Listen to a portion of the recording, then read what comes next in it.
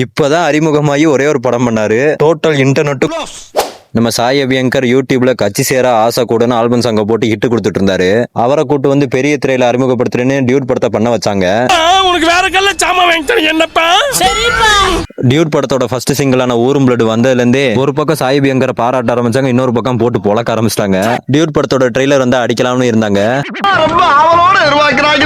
ஆனா ட்ரெய்லரோட எண்ட்ல ஊரும் பிளட் சாங் ஸ்லோ மோஷன்ல போட்டு எஸ்கேப் ஆயிட்டாரு. ட்ரெய்லரோட எண்டில் மிஸ் ஆனவர் படத்தோட எண்டில் மாட்டிக்கிட்டாரு. இவர் அங்கேயும் போய் ஊரும் பிளட் ஸ்லோ மோஷன்ல போட்டிருக்காரு. இப்ப காரணமே கேட்காம அடிச்சுக்கிட்டு இருக்காங்க. ஒரே ஒரு ஐடியா எடுத்துக்காரு, அந்த ஐடியாவையே உங்க வாழ்க்கையாக்கி திங்க் அபௌட். நம்ம சாய் அபியங்கர் மாவீரன் படத்துக்கு பாட்டு போட்டா அது எப்படி இருக்கும்?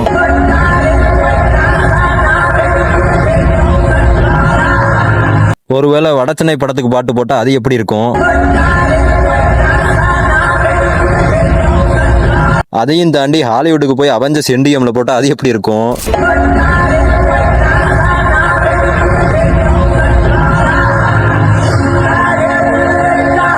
இப்படி விதவிதமா இமேஜினேஷன் பண்ணி அடிச்சு பொழந்துகிட்டு இருக்காங்க.